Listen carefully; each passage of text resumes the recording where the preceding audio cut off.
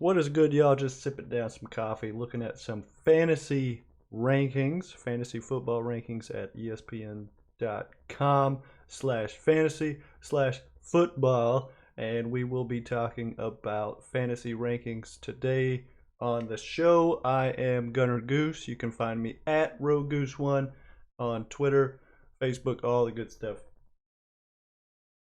So as we get into the show today, we're looking at fantasy football rankings, and I got my eye on some folks, y'all. Let's take a look at how ESPN.com ranks some of these fantasy football players. Now we are looking here at, what do we got? We are looking at the 2021 quarterback rankings. Now I personally play a lot more PPR, which doesn't quite affect the quarterback rankings, but then again, it does to a point, because depending on how a quarterback uses his targets can determine his overall worth in fantasy football. So here we're taking a look. Obviously, Patrick Mahomes, Kansas City, is ranked across the board at number 1. Not super surprised about that. Josh Allen coming in ranked at number 2, mostly because of his running ability as well. And then, of course, you got Kyler Murray, Dak Prescott, Lamar Jackson, Aaron Rodgers rounding out the top 6. Now, if you're playing in a 10-person league, you can automatically assume that the top 10 will be going there. But there could be some changes, as of course Lamar Jackson dealing with an injury, Dak Prescott having that weird sort of injury in practice. Who knows what's going to happen with that? So it is always great to have a second quarterback taken in the fantasy draft, just because, well, for one, your bye week is a great place to have a good solid backup for your quarterback, as well as if injuries were to occur, because they do occur each and every season. It's just kind of the way that fantasy football plays out. So for me, Patrick Mahomes is typically off the table for me, as he goes a little too quickly for where I like to draft a quarterback. I like to take mine really after round 5 for me. Just depending on who's there. Is it a value pick? What have you? Now, of course, you got all these rankings here. You can see that there does become a little bit of some changes here at 7. Of course, Russell Wilson ranked here at 5, 7, 6, 8. There's a little bit of change there. Even down here as you get closer to, you got quite a range here with Jalen Hurts. Now, of course, Jalen Hurts coming in as the starter there in Philadelphia, who has a little bit of issue at wide receiver, with their draft selection being injured there in training, as well as Ryan Tannehill getting a new target in Julio Jones, which for me has to put him a little bit higher up the list, but he is coming there at number 11. Matthew Stafford becoming the main man there in Los Angeles for the Rams. I gotta probably put him up a little higher too, as he has a great cast of wide receivers to throw to there in Los Angeles. Not that he didn't have that some years there in Detroit, but I do expect him to get a lot of throws in with the Los Angeles Rams. Also, you got second-year quarterback Joe Burrow coming 13. Trevor Lawrence, first-year quarterback, the first rookie on the board here at 14. Matt Ryan, Ben Roethlisberger, Daniel Jones, Ryan Fitzpatrick, Justin Fields, another rookie coming in the top 20, and Baker Mayfield to round that out. Second-year quarterback Tua Tagovailoa in the 21st position as well. So there are some options. If one of these guys is in your top 10 and you select him as your first quarterback, whether that be in a early round or later, you can also look at maybe these top 10 to 20 to 22 range as your backup / bye week stand-in. For me, last year I believe I had Lamar Jackson as my starter, And then, who did I have as my backup? I forget now. Oh, yes. I think I went ahead with Jimmy Garoppolo, and then, of course, that did not pan out, so I had to get another addition to my team later on down the road. But that's how it plays out sometimes. So for me, let's see, Patrick Mahomes probably is going to be a second round selection, I would guess. Josh Allen about that. Josh Allen through Dak Prescott probably in that 3 to 4 range.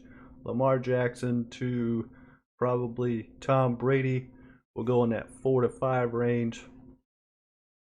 And then the rest after that, you could pick up a nice selection there if you watch the draft board and see how it plays out. So that is how the 2021 quarterback rankings kick off. Now let's go ahead and check out. I want to go PPR running backs. And then, of course, Dalvin Cooks seems set to have a big campaign. I asked on Facebook, is Dalvin Cook going to be the leading rusher this season? Wouldn't be a bad bet. So what they have here, PPR running back rankings. Christian McCaffrey, of course, number 1. That's not too crazy. Dalvin Cook has a little bit of knockoff by Cockcroft. Alvin Kamara, Derrick Henry. Now, of course, Alvin Kamara is going to receive a lot of attention from either Taysom Hill or Jameis Winston, whoever gets the starting nod there in New Orleans. Ezekiel Elliott, Saquon Barkley, we'll see what happens with his injury there. If we can get him for a full season, he is set to collect a lot of balls too. But it's very different going to the non-PPR standard leagues. Of course, Christian McCaffrey is still there, but Derrick Henry jumps up to 3rd here in a non-PPR, as he is, of course, a workhorse type back, number 1 back there in Tennessee. Naji Harris is somebody I'm looking at really hard, because Naji Harris, he's coming in at number 14 for our listeners that can't see the screen here. Carabell has him at 18, which I'm pretty surprised with that myself. I find Naji Harris is probably going to pull off top 10 production this season. So for me, if I have a chance to get him, I'm not going to take him first, second. If I can get him in the 3rd probably range, 3rd round range in a 10-person league, I'm probably going to pull the trigger on that. Josh Jacobs falling to number 19. That's probably a good value pickup. Myles Gaskin could be a good pickup as well, depending on what happens with the Miami running back room. Of course, there is buzz around possibly trading for another running back, but I think Myles Gaskin is a serviceable dude, so we'll see. Darrell Henderson coming in at questionable. That's new to me, as Cam Akers is out, so Darrell Henderson, if he plays, could see a lot of targets, a lot of action there. Raheem Mostert also is someone who is probably a good value pick, as he does catch a lot of balls as well. The issue with San Francisco running backs is, of course, they are a running back room by committee, as you see Trey Sermon also in the top 40 here, and it wouldn't surprise me if San Francisco had another running back within the top 100. James Conner looking to be the starting running back in Arizona. We will see how that plays out. Of course, Chase Edmonds is also there, who is a really good running back as well. So pretty good pass catching ability. We will see how that plays out. Of course, in the PPR leagues, it's much different, as opposed to what happened here. Yes, here we are. So in a PPR, Najee Harris doesn't move up much. He's number 13 there. I've still got to give him top 10 ability, I think. It's hard with rookie running backs because you never know what you're going to get out of these guys, but I have my eye on him for sure. Nick Chubb, it's hard. When you get in this top 10 range, it's hard because I want to tell you guys that Nick Chubb is higher than 10th place. But when you look at these other running backs that are here, it's really hard. Who would you put Nick Chubb over? Aaron Jones, I love me some Aaron Jones. I love Austin Eckler and his situation. Jonathan Taylor looks like he's ready to go there in Indianapolis, and especially with the quarterback issues there, Jonathan Taylor could be the workhorse going forward. And then, of course, Derrick Henry's going to get a ton of rushes. Go PPR wide receiver. Take a look at that. Devonta Adams, number one. Of course, he was probably the number one guy last year, but didn't quite work out with his injuries and ability to stay on the field. Tyreek Hill, Stephon Diggs coming in at 2 and 3 respectively. Probably semi-interchangeable there. DeAndre Hopkins. Arizona picking up A.J. Green. Could make some issues there for DeAndre Hopkins, DK Metcalf, Calvin Ridley, A.J. Brown. Pretty much in that same tier. Justin Jefferson coming in at year 2. We will see what we get out of him. Will we see a sophomore slump, or will he continue to ball? There is some issues at quarterback for Minnesota that is going kind of untalked about right now, but is going to be worth taking a look at if you are looking to target Justin Jefferson in your fantasy drafts there. Terry McLaurin is a baller. I do see him getting a lot of production with Ryan Fitzpatrick behind the helm there in Washington. Allen Robinson, Mike Evans, Keenan Allen getting old as balls. We'll see how he plays out. Amari Cooper, CeeDee Lamb, the two Dallas wide receivers coming in at 13 and 14 respectfully. They got Julio Jones coming in at 16 as he transitions to the Titans. For me, Julio Jones has to be higher than that. And probably one of the Dallas wide receivers as well. Probably CeeDee Lamb for me. If I can get CeeDee Lamb in that 3 to 4 range, 100% pulling the trigger on that. Julio Jones, I don't know. You really, at this level here, you probably, if you want one of those wide receivers, you might have to take them in the second round.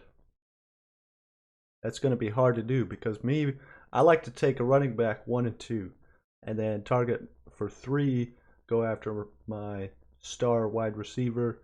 So I might have to stick to this sort of it's going to be right there really. I might have to stick between this 13 to 20 range. Chris Godwin, of course, is a great option. Deontay Johnson will get quite a few touchdowns, as well as Adam Thielen, depending on that quarterback situation. But if CeeDee Lamb, Amari Cooper is there, definitely pulling the trigger on that. Julio Jones, if that's my option, definitely pulling the trigger on that. Brandon Ayuk and T. Higgins are two guys that I'm taking a huge look at moving forward at the wide receiver position for fantasy football, especially in PPR, as they will collect a ton of balls. Let's see how that compares to non-PPR.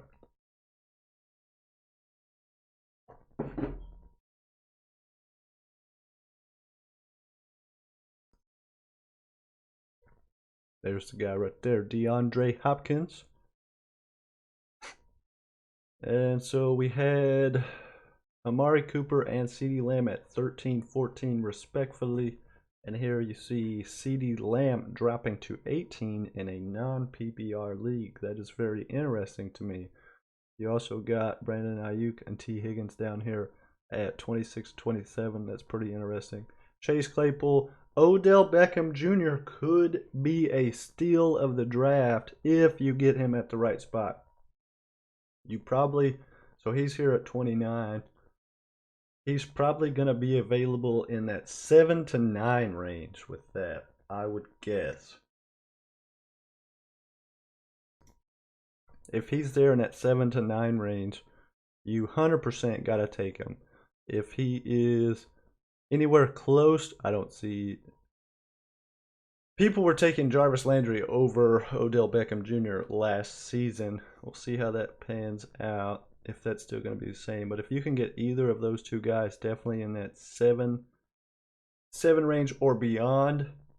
Coming in here at the 42nd wide receiver position, you're probably going to be able to get him even in that 10 to 12 range, just depending on how the chips fall. Michael Gallup, love me some Michael Gallup.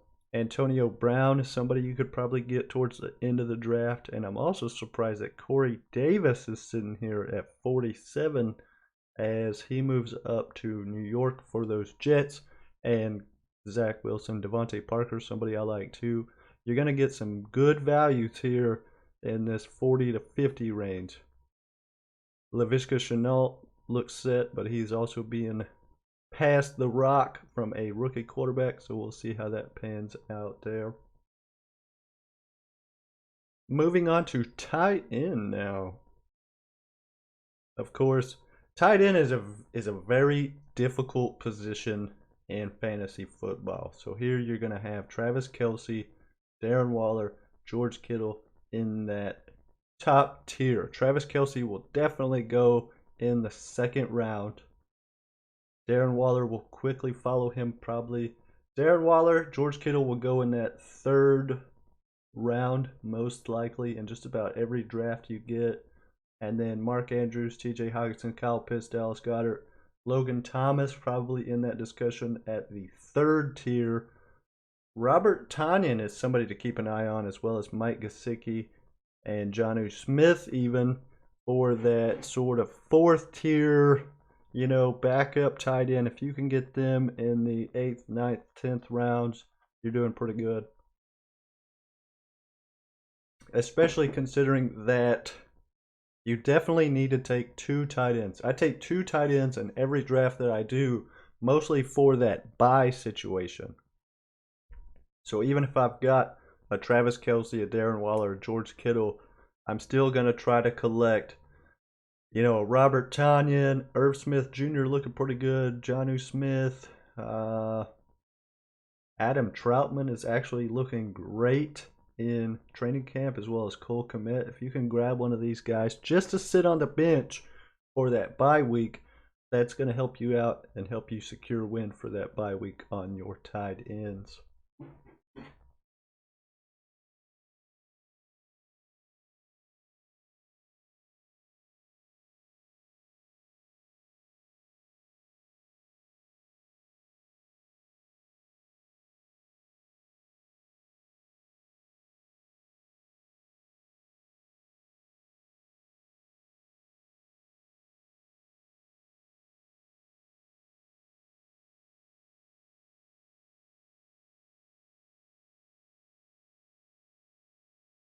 So tight end is a really tough position to play because it's not like quarterback where you get one of those top 10 guys, you're sitting pretty. You really want one of those top 3, top 5 type guys, sure. But a top 10 quarterback is serviceable. But here at tight end, that's not really the case. So you get one of these top 3 guys, you are sitting pretty. Now you get one of these bottom 10 guys, so from 4 to 14, you're going to be really trying. The only wild card here is Kyle Pitts because he is a rookie. We don't know what he's going to be yet. He is there in Atlanta who just lost Julio Jones, so one could expect Kyle Pitts to go ahead and collect a ton of balls there, but we don't know that yet. So, if you get one of these 4 through 14 guys, you may want to try to get 2 of them. Might even extend that down. Some of these guys I wouldn't select either way the cards fall. Evan Ingram, I'm not going to take him no matter what. Hunter Henry, probably not. Austin Hooper, probably not. Tyler Higbee, I would take a shot at him as my second tight end, as well as Adam Troutman and Cole Kmet. You can definitely believe I will take one of these 2 guys. If they fall to that 10, 11, 12 range, whereabouts, I'm also trying to collect a kicker, defense special teams position as well. And which moves me over to the kicking position in fantasy football here. We got Justin Tucker. That is, of course, a good. What you really want, people get it confused. Like some people say you want to take a kicker who's on a bad team. This way they get, they can't get it quite in the end zone. They have to kick the field goal all the time and get you some points. But it's not quite the case. If you take a kicker on a great team and they're going to get a lot of touchdowns, you're going to be able to stack up point after touchdowns quite a bit. And then if they get 1, 2, 3 kicks in a game, that's fucking awesome. So Justin Tucker, Baltimore, they're going to get a lot of touchdowns. He's going to get a lot of points after. Harrison Butker, Kansas City, they're going to get a ton of touchdowns. Therefore, they're going to go ahead and get a lot of kicks. Atlanta, they're going to kick a lot of field goals this season. That's just the way it is. Unless something happens with the red zone ability of Kyle Pitts. We'll see with that. Jason Myers, Matt Gay, Brandon McManus, these guys are probably second tier guys as well. They're going to go ahead and get you a decent amount of points each and every week, so they're great for that. Probably on down to Will Lutz. We'll see how he plays out with their offense the way it is. But there's only so much you can expect there. Defense. Now, I would love to say the Steelers are going to be a top 2 defense. The issue is their offense. Is their offense going to be able to keep their defense off the field long enough to be a top 2 defense? Not saying that their defense is bad, not saying that their offense is bad, but being able to keep them in the top 2 is a little bit of a stretch for me. Even the Buccaneers here, you see the range. You got 1 and you got 9. Somebody ranked them 9 overall. Steelers, somebody's got them 1 to 4. For me, it's tough. The Ravens are going to be a turnover-happy defense, so they're probably pushed up a little higher for me. That may be the number 2 defense. The Rams have a super stacked defense, and, let's see. I don't know. It's hard to put the Rams and the 49ers together. It's hard to know what the 49ers are going to be this season. San Francisco.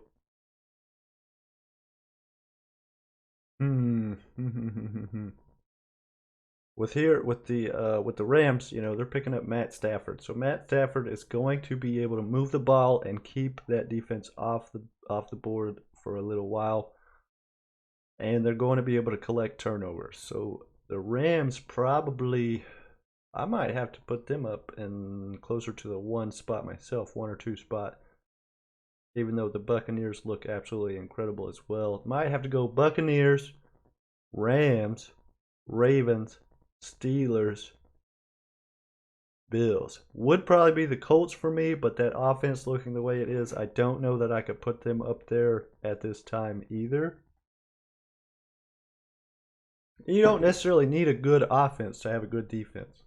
But to be in this top 5, you need an offense that is at least serviceable. The Colts bringing in Jacob Eason at quarterback really stumps me if they're going to be able to pull that off as well. That's true also with the Saints. You got turnover-happy Jameis Winston. You got not very good Taysom Hill at quarterback. The Saints probably drop a couple spots for me based on that. The Broncos are in the same situation. They're a quarterback away, really. Their defense looks phenomenal. But can Drew Lock or Teddy Bridgewater keep that offense in it long enough to help their defense? The Packers' defense also looks pretty good. The corner position looks very healthy. Outside of that, there are a lot of question marks. Chiefs' defense looked better last season than it did the season before, as their defense was atrocious in that Super Bowl win over the San Francisco 49ers. Cardinals defense could look a lot better as well. We will see. Chargers defense, we'll see with that too. I know that was a big key of interest for them over the offseason. We'll see how they pan out there. So let's go ahead and take another look back. What we got here? Dynasty top 240. I might actually try to play a Dynasty football league this season. I don't know. We'll see how it plays out. So for me, let's go ahead and run back through this. My first two picks are not going to be any one. I'm not targeting any one person in particular. There is, if it was to work out perfectly, of course, I would just take the top guy and move on. But for me, you know, if I'm at the mid to bottom of the draft board, you know, in that 7 to 10 range, then I can probably go ahead and say that the top 5 here are gone. Saquon might be there just for that injury issue.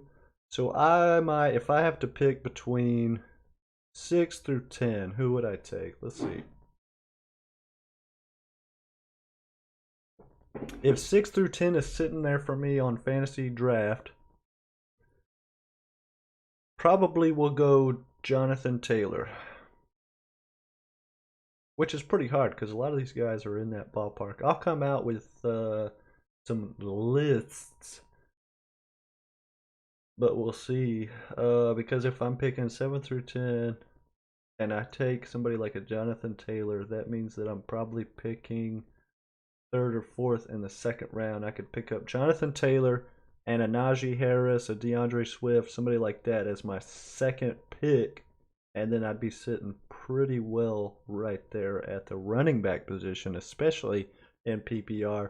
We don't yet know what Naji Harris is going to be, but I am really excited about what he's going to bring to fantasy. So there's my top 2 picks. We'll say Jonathan Taylor and Naji Harris, 1 and 2. Typically, my 3rd pick is a wide receiver. If I can get... Hold on here. If I can get one of these tight ends at pick number 3, if they're sitting there, Travis Kelce, a Darren Waller, a George Kittle, I'm definitely taking him. It's not going to be Travis Kelce, and one of these two is definitely going to be taken. So for me, maybe George Kittle, if he's sitting there at 3, I'm taking him 100%. I'll take a gander at Kyle Pitts if he's there. But it will come down to what wide receivers are sitting there. So it could look Jonathan Taylor, Najee Harris, George Kittle. Or it could look Jonathan Taylor, Najee Harris, and probably at that 3rd level pick, Adams is gone, Hill is gone, Diggs is gone. I did a mock draft where Hill was gone at like pick number 7, which is incredible to me. So I'm sitting there at the 3rd round.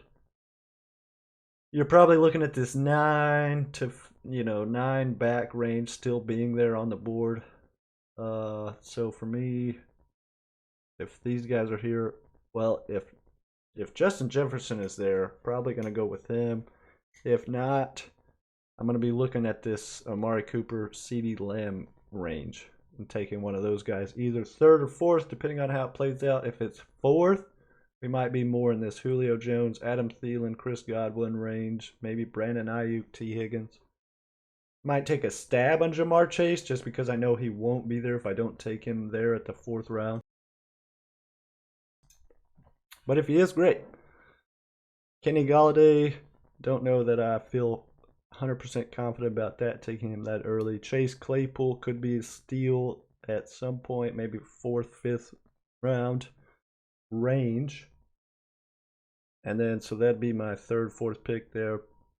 And then as I continue, probably the 6, 7 to 9 range, hopefully be able to collect one of these guys, like if Younghoe Koo's there, sure. Jason Myers, probably not. Matt Gay, yes, definitely take him. Jason Sanders, probably pick him up. Who else? Robbie Gould, I like better than 12 here, so could possibly collect him at that point.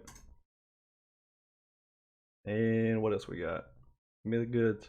Defense, I'll probably, if the Rams are there, taking them at that 10 to 13 range. If not, Broncos could be an option. If all these top 10 are off the board, Broncos could be a great option. I also like the Dolphins. What they've done in the offseason looks pretty good. Bears, Packers could be late picks. You want to take 2 defenses as well if you can. Just again for that bye, if I had to decide, I'd take 2 tight ends, 2 kickers, and then defense is a maybe to take 2, because you can get one in the, on the waiver wire to go ahead and stand in, because defense is really a crapshoot, a lot of times. So that's how mine would look. We'll go ahead and get into a mock draft at some point just to see how I decide who I'm going to take in certain spots. But that is how I typically look at it. And that is all the time we have for today, pushing the 30-minute mark. I have once again been your host, Rogue Goose 1, at me, Gunner Goose. And this has been Rogue NFL looking at fantasy football rankings for the 2021 season. So thank you guys for watching. Stay rogue and hope you have a great weekend.